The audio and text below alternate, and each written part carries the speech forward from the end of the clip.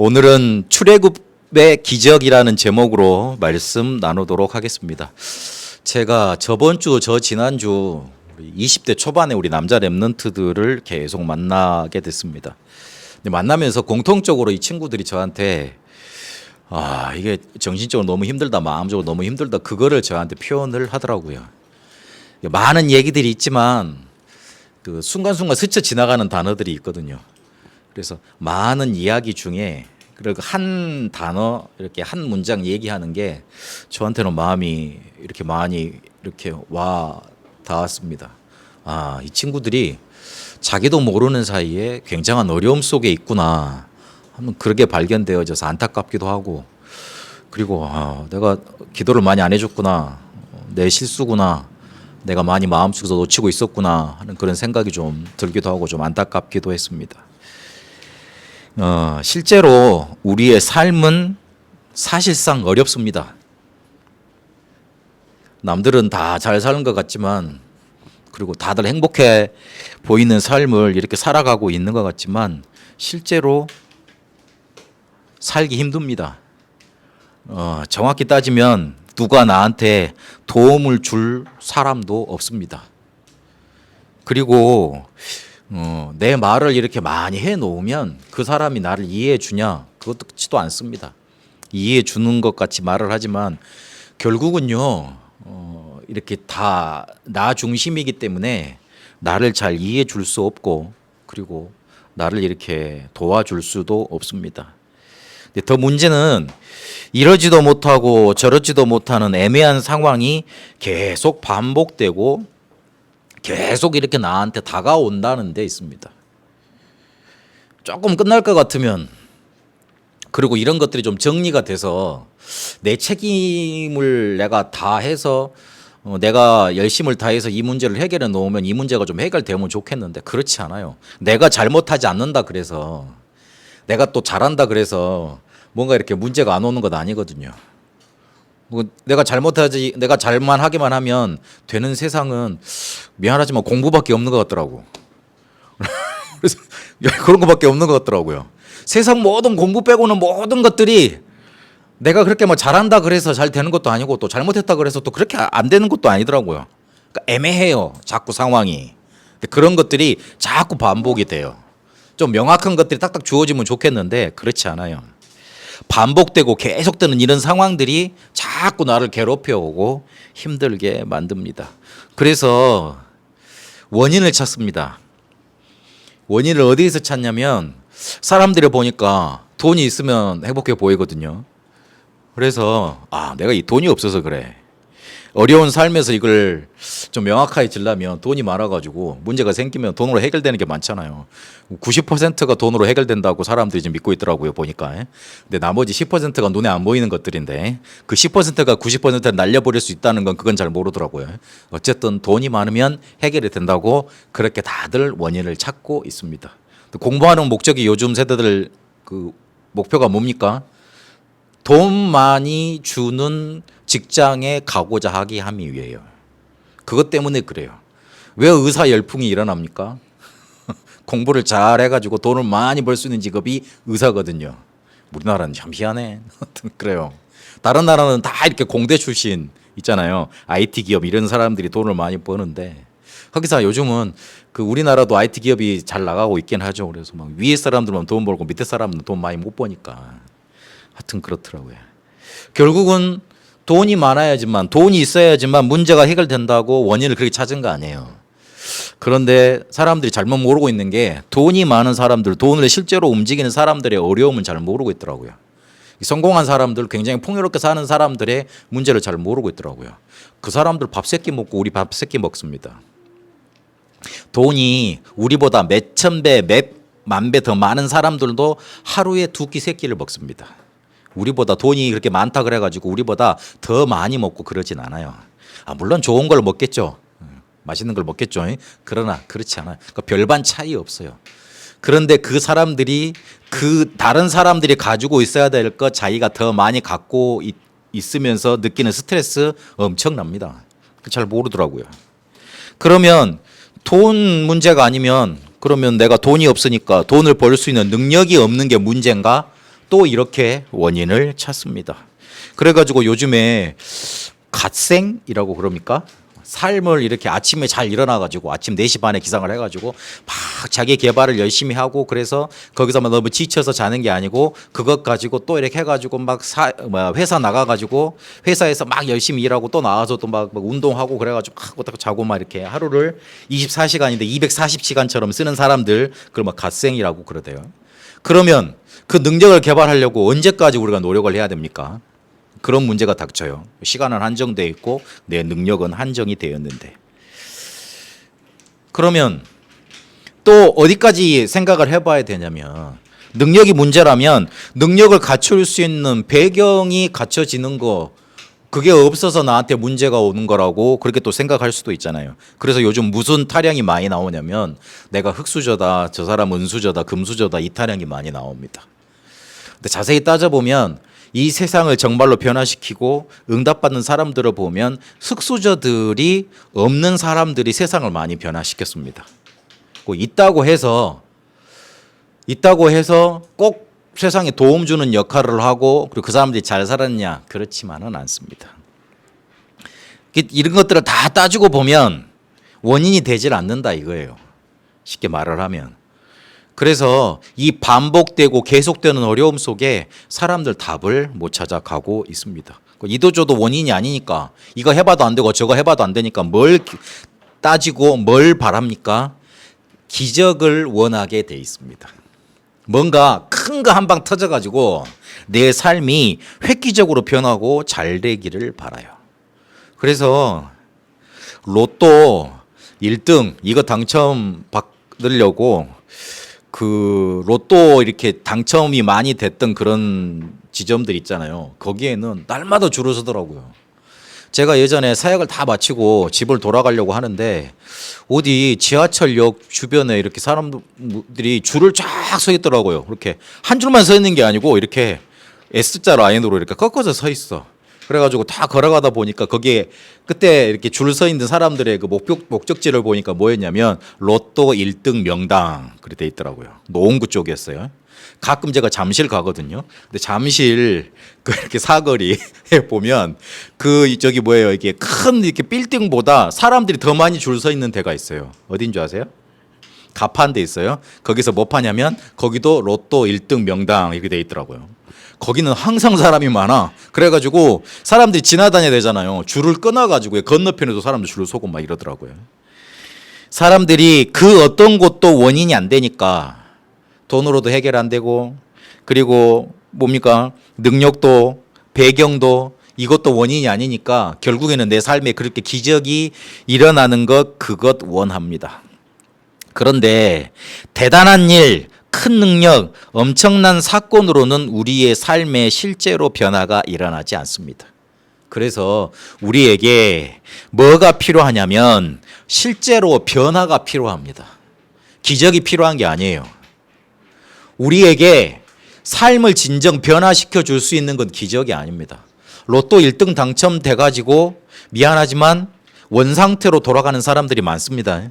원상태로 돌아가면 어떻게 됩니까? 원래 그 큰 돈을 가지고 있어 보지 않으면 뭔가 이렇게 상실감 넣었을 건데 큰 걸 가지고 있다가 잃어버리면 엄청난 큰 상실감 속에 완전히 예전 상황보다 더 못하게 되는 상황으로 가버립니다. 그래서 우리의 삶에는 기적이 필요한 게 아니고 미안하지만 변화가 필요합니다. 더 정확히 말하면 변화를 시켜줄 수 있는 자가 필요합니다. 다시 한번 강조하겠습니다. 우리의 삶에는 이벤트로 끝나는 기적이 필요한 게 아니에요. 실제로 우리의 삶을 변화시켜 줄 수 있는 변화가 필요합니다. 근데 그거 변화를 시켜줄 수 있는 자, 이게 우리에게 필요한 겁니다. 그래서 오늘 애굽의 10가지 재앙을 통해 기적을 통해서 하나님이 너희를 진짜로 변화시켜 줄 수 있는 자가 누구냐? 너희의 운명을 정말로 변화시킬 줄 자가 누구냐? 너희의 신분 권세를 진짜로 바꿔줄 수 있는 사람이 누구냐? 그거를 알려주고 계십니다. 애굽의 10가지 재앙이 일어났습니다. 애굽의 10가지 재앙이 어떤 의미였습니까? 애굽의 신들을 멸하시는 거였어요. 자세히 한번 보세요. 나일강이 신이었어요. 나일강을 통해서 나일강이 막 범람을 하고 그러면 그게 전체 땅을 비옥하게 만들거든요. 홍수가 터져가지고 그게 퇴적물이 막 들어가가지고 이렇게 땅을 이렇게 뒤집어 엎어놓는 역할, 풍요롭게 이렇게 막 퇴적물을 갖다 주는 역할을 해요. 그 퇴비를 안 뿌려도 그런 영양분을 공급을 안 해도 땅이 이렇게 뭔가 이렇게 잘 이렇게 자라날 수 있는 그런 바탕이 되는 거죠. 그래서 나일강은 그 애굽 사람들에게 젖줄이었어요. 양식 생명의 근원이었어요. 그런데 그게 뭘로 변했어요? 피로 변했잖아요. 피는 죽음을 의미합니다. 자기가 섬겼던 신이 죽은 거예요. 쉽게 말을 하면. 그리고 그 두 번째 연한 재앙이 뭐였죠? 개구리였습니다. 개구리도 신이었어요. 근데 개구리가 어떻게 됩니까? 너무 많이 와. 처음에 오니까 좋았겠죠.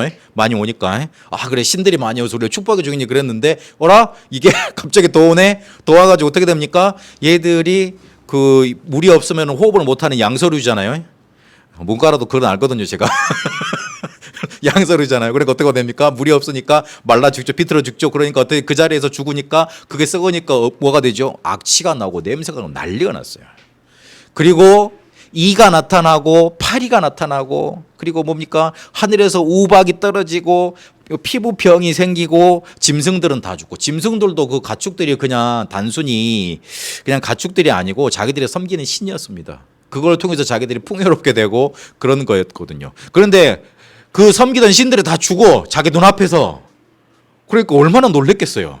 하나님은 그 모든 것들을 섬기는 애굽 백성한테 뭘 알려주고 했냐면 니들이 섬기고 있는 신이 참 신이 아니야. 요거를 알려주고 계셨던 거예요. 판판이 애굽 신들을 멸하셨습니다. 그래서 그러면 애굽 신들이 멸망하면 그거를 버렸던 신이 누굽니까? 여호와 하나님 아닙니까? 여호와 하나님이 참 신이시다. 유일하신 하나님이시다. 이거를 나타내고 증거하셨던 겁니다. 애굽의 재앙에는 그런 의미가 있습니다. 그러면 이걸로 끝나느냐? 이걸로 끝나냐? 그렇지 않아요. 거기에서 죄송합니다. 제가 이거를 어제 순서를 바꾼다 그래 놓고 완전히 그랬네요. 그래서 지금 자 해놓고 말씀을 드리도록 하겠습니다. 내가 이러려면 왜 PPT를 만들었는지 참 그러네요. 네. 이스라엘은 여기서 어떤 증거가 나타나게 되냐면 하나님의 자녀고 재앙에서 보호받은 그 증거로 이렇게 하나님의 자녀라고 이렇게 증거하시는 그 증거가 나타났습니다. 재앙이 10번 닥쳐오는데 이스라엘 백성만 이스라엘이 사는 지역에만 재앙이 안 내려.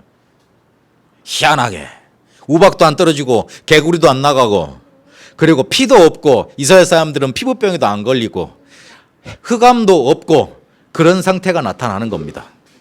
이스라엘 속에 하나님이 이스라엘을 보호하시는 일이 이스라엘에게 나타나셨던 겁니다. 그래서 너무 차이가 나잖아요. 저기 계속 우박 때리고 있는데 여기 지역만 괜찮아. 근데 그 지역을 살펴봤더니만 누가 살고 있는 지역이냐? 하나님의 자녀들 이스라엘이 살고 있었던 자녀예요.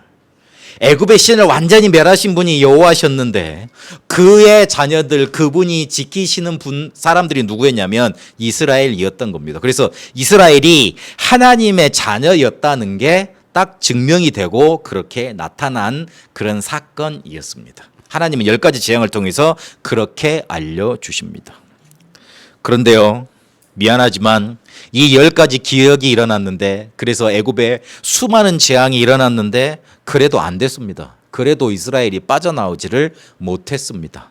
왜 그렇습니까? 하나님이 바로의 마음을 완악해 하셨다 그렇게 말씀하고 계십니다. 이게 중요합니다. 그렇게 막 나라가 쉽게 말하면 국난이 닥친 거예요. 뭔가 이렇게 완전히 재앙이 나타나가지고 나라가 완전히 없어질 그런 위기에 처한 거예요. 그런데 뭐라고 말을 하고 있냐면 바로의 마음을 하나님이 더 완악해 하셨다. 더 뭔가 이렇게 막 고쳐지지 않도록 고집불통이 되도록 그렇게 가만히 놔두시고 그렇게 만드신 거예요. 아니 그렇게 두드러 맞으면은 회개를 할 거 아니에요. 그렇게 두드러 맞으면은 그렇게 막 난리가 나고 그러면은 다른 사람들 다 죽고 막 그러고 자기의 아들까지도 죽었잖아요. 그러면 뭔가 이렇게 막 회개를 하고 그래야 될 거 아닙니까? 근데 절대 이스라엘 백성을 해방시켜 주지도 않고 그리고 절대 마음을 돌이키지 않았습니다. 하나님이 그걸 통해서 뭔가를 보여주고자 하시는 겁니다. 뭡니까? 사탄이에요. 사단은 절대로 우리를 그리고 자기 백성을 놓치지 않습니다. 그걸 보여주고자 하셨음입니다. 사단이 이스라엘 백성을 절대 놔두지 않아요. 절대 뭔가 이렇게 자기 백성으로 사로잡고 있는 그 자녀들을 사람들을 놓지 않습니다. 요 완악한 사단에 대해서 말해주고자 하심이에요. 바로는 사탄을 의미합니다. 이 사단이 죽질 않았어요. 그 재앙에 의해서. 홍수 창세기 6장에 보면 홍수가 일어났지 않습니까? 근데 그 홍수를 통해서 그 네피림은 다 죽고 사람들만 죽었지. 미안하지만 누가 죽질 않았냐면 그 네피림으로 만들었던 사단이 죽지를 않았어요. 그러니까 자연스럽게 먼 장면으로 넘어가죠. 바벨탑 사건으로 넘어갑니다. 그래서 사람들의 마음을 충동시켜가지고 홍수가 오지도 않을 것인데 그렇게 하나님이 절대 안 하겠다고 심판하지 않겠다고 말씀을 하셨는데 뭘 만듭니까? 바벨탑을 만듭니다. 그렇게 만들어버립니다. 그리고 애굽이 변하질 않았어요. 그 10가지 기적 때문에. 그렇게 두들겨 맞으면 항상 바로도 안 변했는데 그 같이 살고 있던 애굽이 변했겠어요. 그러면 이제 우리 하나님 믿겠다고 이제 우상심 버리겠다고 그렇게 손 들고 나와야 되잖아요. 그 애굽 사람들이 전혀 변하지 않았어요. 우리가 살고 있는 세상, 죄로 가득한 세상, 미안하지만 저주 재앙 받을 수밖에 없는 그대로 지금 있습니다. 절대 변하지 않습니다. 애굽은 세상을 의미합니다. 그리고 그렇게 10가지 재앙이 나타났는데도 노예된 상태는 바뀌지 않았습니다. 하나님을 떠나서 지옥 갈 수밖에 없고 그리고 저주 당할 수밖에 없는 그 상태가 미안하지만 10가지 재앙, 어마어마한 기적 이걸로 바뀌지 않았던 거예요. 와 대단하다 그랬는데 아무것도 변한 게 없어. 와 엄청나다 하나님 대단하다 막 와 영광 돌려야 되겠다 이런 일들 막 탄성이 터져 나오고 그래 정말 하나님은 참 요하시다 이거를 증거하시고 그랬는데 하나도 변한 게 없어요. 왜 그렇습니까? 바로로 지칭되는 사단은 아직도 건재하고 그리고 애굽 그 세상 애굽으로 통칭되는 세상은 아직도 죄와 저주로 가득하고 그리고 하나님 떠나 있는 노예된 상태 그거는 변하지 않은 거예요. 미안하지만 근본 문제는 미안하지만 하나도 변하지 않았던 겁니다. 근본 문제는 미안하지만 기적 가지고는 해결될 수가 없었던 거예요. 그러니 실제로 변화 안 일어나죠. 왜냐하면 그 상태니까 내나 그 자리니까 이벤트로만 끝나니까요. 기적이 우리의 삶을 실제로 변화시켜 줄 수 있는 그 능력으로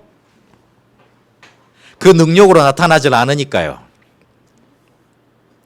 그래서 이 10가지 기적으로 근본 문제가 해결되지 않았던 겁니다. 그래서 하나님이 뭐 지키라고 했느냐? 유월절 지키라고 오늘 말씀하고 있습니다. 이 유월절을 지키고 난 다음에 실제로 이스라엘이 해방을 받았습니다. 이스라엘에게 피제사 드려야 된다고 모세가 말했습니다. 그래서 이 피제사를 드려야 되겠다고 다른 사람들이 장로들을 통해서 다 알려줬어요. 그런데 유월절은 뭐지요? 이 피제사를 전 백성이 같이 체험시키고 같이 한 겁니다. 거기에 키포인트가 있습니다. 우리가 그리스도에 대해서 실제로 이해하고 있습니다. 근데 이게 실제로 체험이 돼야 돼요. 실제로 체험이 돼야 돼요. 그리스도가 뭔가 알고 뭔가 이렇게 모든 문제 해결자로 알고 있는데 이게 실제로 체험이 됐습니다. 모든 백성들이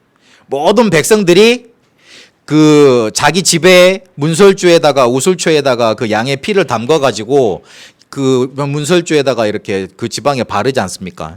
그걸 보고 하나님이 그거를 뛰어넘어가시겠다고 그렇게 약속을 하셨어요. 유월절 어린 양은 요한복음 1장 19절에 보니까 그리스도라고 이렇게 말하고 있습니다. 그래서 이 그리스도를 단순히 이해한 게 아니고 그래 이거를 실제로 모든 백성이 마음을 같이 해서 하나로 체험을 한 겁니다. 그리스도는 요한일서 3장 8절에 보니까 사단의 일, 사단의 권세, 그거를 마귀의 일을 멸하셨습니다. 마가복음 10장 45절에 보니까 우리의 죄 문제를 대속하셨습니다. 그래서 세상 모든 저주 재앙 받을 수밖에 없는 그 사실을 해결하셨습니다. 요한복음 14장 6절에 그리스도는 하나님 만나는 길을 여셨습니다. 그래서 우리와 함께 하실 수 있는 그 응답의 길을 여신 겁니다. 이게 단순히 이해된 것만 아니고 실제로 체험이 됐던 겁니다. 그래서 오늘 여기서 한번 다시 기억해야 됩니다. 우리에게는 기적이 필요한 게 아닙니다. 실제로 기적을 많이 만나면 그때는 괜찮아요. 좋은 것 같아요. 그때는 와 하고 대단한 것 같잖아요. 그런데 그게 우리의 실제 문제, 실제 삶을 변화시켜 줄 수 없습니다. 우리의 실제를, 우리의 근본 문제를 해결해 주고 변화시켜 줄 자 그리스도가 필요한 겁니다. 이거를 알려주고자 하셨던 거예요. 너희들이 400년 동안 그렇게 고통받고 힘든 건 나도 알아. 내려와서 보셨잖아요. 그러나 그걸 알았다고 해서 해결되고 뭔가 이렇게 변화되는 게 아니었어요. 그리스도를 실제로 붙잡았을 때 거기에서 빠져나오고 저주 재앙이 완전히 해결되었던 겁니다. 그러면 여기서 하나 더 생각을 해야 됩니다. 이제 그리스도 붙잡고 내가 이제 실제로 변화가 된다는 거, 변화시켜 줄 수 있는 자가 필요하다는 거 이제 그거 알겠는데, 그러면 실제로 이거를 붙잡고 내 변화는 어떻게 이뤄낼 수 있습니까? 요걸 붙잡아야 됩니다. 실제 변화의 길을 알아야 됩니다. 이스라엘 백성이 그리스도를 이해하고 실제 체험을 했잖아요. 그런 것처럼 우리도 그리스도를 이제 붙잡았으니까 이게 체험될 수 있는 길, 그걸 알아야 됩니다. 그게 뭡니까? 망대 바꾸는 겁니다. 망대를 바꿔야 됩니다.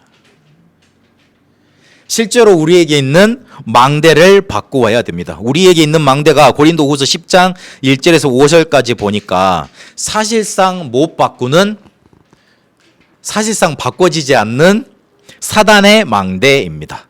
바뀌질 않아요. 이게 바뀌려고 노력을 하면, 깨려고 이렇게 막 노력을 하면 그게 더욱더 우리를 사로잡습니다. 그래서 어떻게 해야 되냐면 그리스도께서 주신 것으로 이게 새로 만들어져야 됩니다. 그리스도께서 주신 것으로 만들어지면 이게 자연스럽게 뭘 파괴해버리느냐, 우리에게 먼저 있었던 고린도후서 10장 1절에서 5절까지 이 망대를 파괴시켜버립니다. 그렇게 가야 됩니다. 사단의 망대를 무너뜨리라 그러니까 자꾸 그거 무너뜨리는 데만, 이거 안 하는 데만 이렇게 머리를 쓰고 이렇게 집중을 하던데, 그래가고는 바뀔 리가 없습니다. 바뀌어지지 않습니다. 원래 우리의 뇌가 부정적인 것은 인식을 잘 못한대요. 뭐 하지 마라 그러면 더 거기에 집착이 된답니다. 그래서 오히려 긍정적인 단어를 쓰고 이렇게 살아날 수 있는 단어를 쓰면 더 이해를 한대요. 그래서 그 사단의 망대를 무너뜨리라는 말은 반대로 어떻게 해석을 해야 되냐면 그리스도께서 주신 것으로 하나님의 망대 내 속에 세우는 걸로 그렇게 이해를 해야 됩니다. 그래야지만 이게 제대로 우리 속에 만들어지게 되어 있습니다.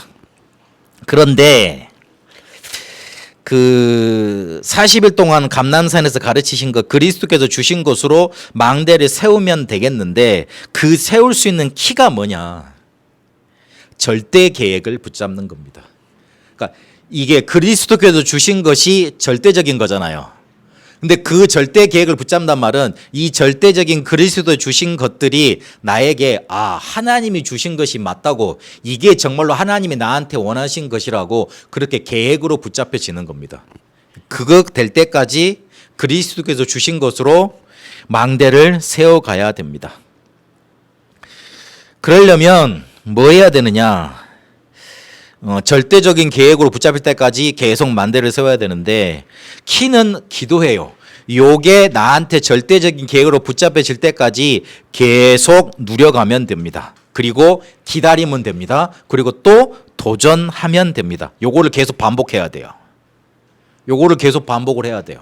뭘 가지고요? 우리의 삶을 통해서, 우리의 지금을 통해서, 오늘을 통해서. 이게 삶 집중이라고 말하는 겁니다. 이거를 계속 반복을 하잖아요. 기도를 계속 반복을 하잖아요. 그러면 어떻게 되냐면 이게 충만해집니다. 충만해지면 어떻게 됩니까? 흘러 넘치게 되어 있습니다. 물을 계속 부으면 어떻게 되냐? 그게 흘러 넘쳐지게 되어 있습니다. 그래서 자꾸만 이렇게 번져 나가게 돼 있어요. 그래서 계속 반복을 해서 충만해질 때까지는 계속 반복을 해야 되는 거예요. 사람들이 왜 안 되냐면 될 단계에서 멈춰서 그래요. 자꾸 안 된다고 자꾸 말을 하고, 아이고 힘들다고 말을 하고, 내 영적인 상태가 안 좋다고 자꾸 뭐 표현을 하고 그렇더라고요. 그러면 될 때까지 그거를 자꾸 밀어붙이고 반복해보고 계속 도전을 해야 되는데, 미안하지만 힘들다고 포기하고 어렵다고 포기하고 자꾸 그렇다니까요. 그래서 이게 흘러 넘쳐지질 않는 거예요. 흘러 넘치지 않으니까 결국은 내가 이게 맞는 건지 안 맞는 건지 그게 체험이 안 되는 겁니다. 체험이 안 되는 거예요. 그래서 자꾸 도전해 봐야 돼요. 반복해 봐야 돼요. 이게 흘러 넘쳐질 때까지. 그러면 분명히 체험이 됩니다. 이번 주간에도 이런 메시지를 나눴는데, 우리가 인본주의 쓰지 말라는 말을 많이 하지 않습니까? 신비주의 하지 말고 하나님이 주신 원하시는 거 하지 말라고 말을 많이 하지 않습니까? 그런데 솔직히 우리가 맨날 인본주의나 이렇게 신비주의나 아니면 율법전 읽고 살아왔기 때문에, 종교에 살아왔기 때문에 그게 실제로 틀린 거라고, 진짜 이걸 안 해야 되는 거라고 이렇게 구분하지를 못해요. 늘상 그렇게 삶을 살아왔기 때문에. 그런데 그 반대의 것을 체험하면, 아, 내가 지금 실제로 하고 있었던 게 진짜 인본주의였구나, 구분이 되게 돼 있습니다. 그런데 이게 체험되기 전에 대부분 미안하지만 드랍을 한다니까요. 멈추는 거예요. 안 된다고. 그래서 반복이라는 게 중요합니다. 이러면 어떻게 되냐면 실제로 변화가 일어나는데, 흘러 넘치니까 내 삶에 침투가 돼요. 그래서 변화가 일어나요. 어떤 변화가 일어나느냐? 그 전까지는 문제가 됐던 게 문제가 되질 않아요. 그리고 그 전까지 막 갈등이 느껴졌던 게 오히려 나를 살리는 응답으로 변합니다. 그리고 위기가 두렵지 않게 됩니다. 이게 변했다는 증거예요. 예전에는 계속 문제밖에 없는 것 같아. 그리고 아유, 나한테 왜 이런 일이 찾아올까? 나는 왜 이렇게 운이 없을까? 왜 하나님 나를 도와주지 않으실까? 이 생각이 많이 들거든요. 근데 그 생각이 안 들어, 자연스럽게. 그래가지고 어떻게 되냐면 문제가 문제되지 않는 일들이 나타납니다. 자꾸 그런 힘이 생깁니다. 내가 흘러 넘치니까, 충만해지니까. 그래서 문제가 오면 답이 생기고, 갈등에서 응답을 찾게 돼 있고, 위기를 통해서는 그래, 해결할 수 있는, 이걸 기회로 바꿀 수 있는 해답이 보이게 되어 있습니다. 그게 전달되게 되어 있습니다. 실제로 내가 갈등, 위기가 문제가 되지 않으면 변화되는 응답으로 나타나거든요. 이게 자꾸만 나에게 나타나는 거예요. 그래서 3집중, 3세팅, 3응답이란 말이 이렇게 표현이 되는 거예요. 자꾸 기도로 누림, 기다림, 도전, 이걸 계속 도전해 보세요. 계속 이걸 반복해 보시면 돼요. 실제로 우리가 해야 될 거는 절대계획 밑에 있는 저 3집중이에요. 3세팅과 3응답이에요. 제일 밑에가. 3응답은 이게 찾아오는 겁니다. 실제로 우리가 해야 될 거는 3집중이에요. 그러면 3세팅과 3응답은 되게 돼 있습니다. 그래서 그러니까 그리스도께서 주신 것이, 감람산에서 주셨던 7망대 여정 이적표, 그게 그리스도께서 주신 것 아닙니까? 요게 나의 절대 계획으로 붙잡혀질 때까지, 계속 3집중으로 누림, 기다림, 도전, 요걸 해보세요. 이러면 체험되게 되어 있습니다. 내가 체험이 되잖아요. 그러면 그 복음이 체험된 거 아닙니까? 종교가 뭔지, 종교 생활이 뭔지, 내가 틀리게 붙잡았던 그런 뭔가 이렇게 인본주의가 뭔지 명확하게 나뉩니다. 근데 지금 상태로 봐서는, 체험이 안 된 상태로 봐서는 명확하게 구분이 되질 않아요. 왜냐하면 복음이 뭔지를 모르는데, 복음이 어떤 건지 체험이 안 됐는데, 당연히 내 생각과 지금 살아왔던 수준에서만 그렇게 생각하고 이렇게 표현하고 이렇게 이렇게 나누게 돼 있는 겁니다. 이러면 하나만 더 설명을 드릴게요. 3집중, 3세팅, 3응답, 요거를 계속 붙잡고 절대계획을 붙잡고 그렇게 되면 되는데, 그러면 요거 할 때 요거 할 때도 조금 이렇게 뭐 명확한 기준이 필요하면 좋지 않겠습니까? 그래서 그 기준을 세 가지 포인트로 두시면 됩니다. 첫 번째로 말씀 성취를 계속 따라가세요. 말씀이 우리한테 주어지고 말씀이 들려지지 않습니까? 근데 그거를 하나님이 그냥 듣고 말하고 주신 게 아니고 성취를 하십니다. 그래서 그거를 따라가면 돼요. 목사님, 저는 말씀 성취가 뭔지 모르겠던데요. 계속 좀 더 들으세요. 나는 이게 어떤 건지 잘 모르겠던데요. 좀만 더 들으세요. 더 들으면 돼요. 나는 아예 모르겠던데요. 계속 들어보세요. 그럼 어느 순간에 보면 이게 들리고 확실히 보입니다. 그러면 그때 따라가시면 돼요. 그리고 두 번째, 기도 응답이 오면 움직이세요. 목사님, 저는 기도 응답이 뭔지 잘 모르겠던데요. 기다리세요. 일단 기도 응답이 와요. 이거는 내가 내 마음속에 이거 기도 응답이다 판단하는 게 아니고 다른 주변의 모든 사람들이 인정할 정도로 응답이 오게 돼 있습니다. 그러면 그때 움직이면 돼요. 다른 사람들이 인정을 해줘요. 아, 진짜 하나님이 너한테 응답하셨구나. 그런 인정이 온다니까요. 그럼 그때 움직이면 돼요. 그 전까지는 미안하지만 가만히 있는 게 나아요. 오히려 이게 이해되지 않을 때까지는, 말씀의 성취가 일어나고 기도 응답이 안 될 때까지는 가만히 있는 게 나아요. 그런 게 나아요. 그리고 어디에 또 포인트를 둬야 되냐면, 전도를 실제로 실천하는데, 전도로 모든 것을 연결하는데 거기에 조금 포인트를 두면 됩니다. 거기에 포인트 두면 됩니다. 그러면 자연스럽게 이게 맞아져 가게 되어 있습니다. 그래서 말씀 성취, 기도 응답, 전도 실천, 이거는 맨날 들었던 말인데 아닙니다. 굉장히 우리가 포인트 둬야 될 말입니다. 이러면 요걸 포인트 두고 자꾸 삶 집중을 누리고 기다리고 도전하는데 우리가 자꾸 뭔가 이렇게 그걸 반복하고 계속 있잖아요. 뭐 어느 순간에 보면 그리스도가 진짜 모든 문제 해결자라고 체험되어져 있습니다. 그러면 실제로 나한테 문제 왔던 것들 문제가 되지 않게 돼 있어요. 그런 방향으로 가셔야 돼요. 특별한 뭔가를 많이 해가지고 우리의 삶이 변화될 거다. 그거는 그냥 우리가 이렇게 이렇게 막 예측해 볼 수 있는 것들입니다. 막연하게 우리 마음속에서 뭔가 이렇게 붙잡고 있는 것들이에요. 근데 절대 그렇게 되지를 않습니다. 원래 그 자리예요. 그래서 오늘 그리스도께서 주신 것, 이걸로 망대가 세워져야 되겠는데 딱 하나 우리가 해야 될 거, 누리고 기다리고 도전하는 요 삶 집중, 내가 요거 해야 되겠다. 요 응답, 요 언약을 붙잡게 되시길 바랍니다. 실제 하나님이 우리의 삶을 어렵게 놔두지 않으시고 우리에게 실제로 우리의 삶을 변화시켜 줄 수 있는 그리스도를 보내셨습니다. 그래서 그거를 체험하고 망대로 세워야 되는 겁니다. 그렇게 삶 집중 속에 누리고 기다리고 도전하는 기도 속에 들어가는 응답 있게 되시길 바랍니다. 살아계신 하나님 감사합니다. 하나님, 우리의 삶 속에 실제로 우리의 삶을 변화시켜 줄 수 있는 구세주, 구원자 그리스도를 우리에게 주신 줄로 믿습니다. 이 그리스도가 실제로 내 삶 속에 체험되어져서 우리의 삶에 실제 변화 일어나는 체험이 일어나도록 인도하여 주옵소서. 누리고 기다리고 도전하는 이 기도가 실제로 우리 속에 있게 하여 주옵소서. 살아계신 우리 주 예수 그리스도 이름으로 기도합니다. 아멘.